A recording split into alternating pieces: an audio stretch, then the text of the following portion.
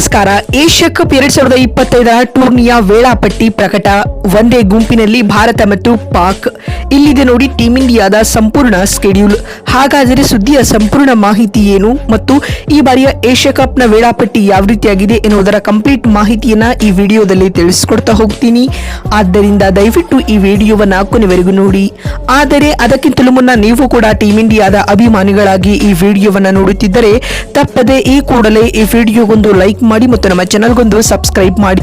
Asia cup 2025 ಸಂಪೂರ್ಣ ವೇಳಾಪಟ್ಟಿಯನ್ನ Asian cricket council ಅಧಿಕೃತವಾಗಿ ಪ್ರಕಟಿಸಿದೆ.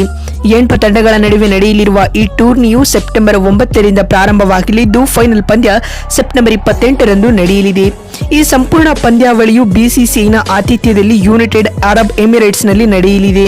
ಮುಂದಿನ ವರ್ಷ ನಡೆಯಲಿರುವ ಟಿ20 ವಿಶ್ವಕಪ್ ದೃಷ್ಟಿಯಿಂದಾಗಿ ಈ ಬಾರಿಯ ಏಷ್ಯಾ ಕಪ್ ಅನ್ನ ಟಿ20 ಸ್ವರೂಪದಲ್ಲಿ ಆಡಿಸಲಾಗುತ್ತದೆ. ಹಾಗೆಯೇ ಈ ಟೂರ್ನಿಯ ಫೈನಲ್ ಸೇರಿದಂತೆ ಒಟ್ಟು 18 ಪಂದ್ಯಗಳು ಈ ಟೂರ್ನಿಯಲ್ಲಿ ನಡೆಯಲಿವೆ. ಇನ್ನು ಈ ಬಾರಿ ಒಟ್ಟು 8 ತಂಡಗಳು ಟೂರ್ನಿಯಲ್ಲಿ ಭಾಗವಹಿಸುತ್ತಿದ್ದು ಅವುಗಳನ್ನು 2 ಗುಂಪುಗಳಾಗಿ ವಿಂಗಡಿಸಲಾಗಿದೆ. ಪಾಕಿಸ್ತಾನವನ್ನ ಹೊರತುಪಡಿಸಿ ಯುಎಇ, ಒಮಾನ್ ತಂಡಗಳು ಟೀಮ್ ಇಂಡಿಯಾದ ಜೊತೆಗೆ ಎ ಗುಂಪಿನಲ್ಲಿ ಸೇರಿಕೊಂಡಿವೆ. ಇನ್ನು ಬಿ ಗುಂಪಿನಲ್ಲಿ ಶ್ರೀಲಂಕಾ, ಬಾಂಗ್ಲಾದೇಶ, ಅಫ್ಘಾನಿಸ್ತಾನ ಮತ್ತು ಹಾಂಗ್ಕಾಂಗ್ ತಂಡಗಳಿವೆ. ಪ್ರತಿ ತಂಡವು ತನ್ನ ಗುಂಪಿನ ಇತರೆ 3 ತಂಡಗಳನ್ನ ಒಮ್ಮೆ ಎದುರಿಸಲಿವೆ. ನಂತರ ಪ್ರತಿ ಗುಂಪಿನಿಂದ 2 ತಂಡಗಳು ಸೂಪರ್ 4ನ ಸುತ್ತಿಗೆ ಹೋಗುತ್ತವೆ. ಇತ್ತ ಭಾರತ ಮತ್ತು ಪಾಕಿಸ್ತಾನ ತಂಡಗಳು ಗ್ರೂಪ್ ಎ ನಲ್ಲಿ ಇದ್ದು ಹೀಗಾಗಿ ಮೊದಲ ಸುತ್ತಿನಲ್ಲೇ ಸಾಂಪ್ರದಾಯಿಕ ಎದುರಾಳಿಗಳು ಮುಖಾಮುಖಿಯಾಗಲಿವೆ. ಲೀಗ್ ಪಂದ್ಯಗಳ ಬಳಿಕ ಪಾಕಿಸ್ತಾನ ಹಾಗೂ ಟೀಮ್ ಇಂಡಿಯಾ ಸೂಪರ್ ಹಂತಕ್ಕೇರಿದರೆ ಮತ್ತೊಮ್ಮೆ ಎದುರು ಬದುರಾಗಲಿವೆ.